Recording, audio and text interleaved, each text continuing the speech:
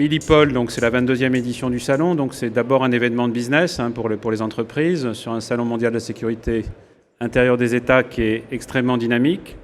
Mais depuis maintenant 4 éditions, nous avons souhaité donc que Milipol soit aussi un lieu donc d'échange, de débat, de réflexion sur des sujets qui ont trait à la sécurité, avec un axe que nous essayons donc de tracer depuis maintenant 2 éditions. Nous l'avions fait en 2019, qui est le lien entre la sécurité intérieure des États, puisque Milipol, c'est le salon de la sécurité intérieure des États, c'est-à-dire l'intérieur, et l'extérieur. Parce qu'aujourd'hui, il n'y a pas de sécurité à l'intérieur sans prise en compte des menaces qui existent à l'extérieur. Et cette interdépendance des plaques, des États, des nations, elle fonctionne dans tous les sens. Donc, à la fois donc, de l'Europe vis-à-vis du reste du monde et du reste du monde vis-à-vis de l'Europe aussi.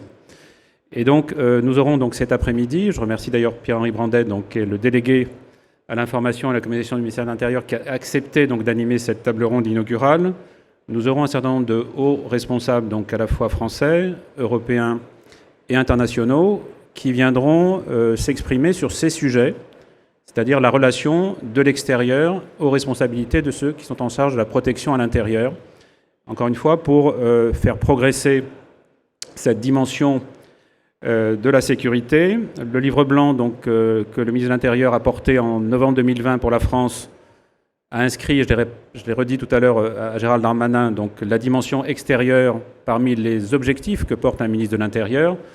Mais cette prise de conscience nationale en France, évidemment, elle existe aussi dans l'ensemble des États qui sont concernés par des sujets de sécurité, donc d'abord par la protection de leurs concitoyens. Donc merci d'assister à cette séance inaugurale. Merci à tous ceux qui ont accepté donc, notre invitation. Merci encore à M. Brandet donc, de ce temps consacré à l'animation de cette table ronde. Et je vais passer la parole tout de suite à un chercheur qui va vous faire part de ses réflexions sur justement ce lien qui existe entre intérieur et extérieur. Merci à vous tous.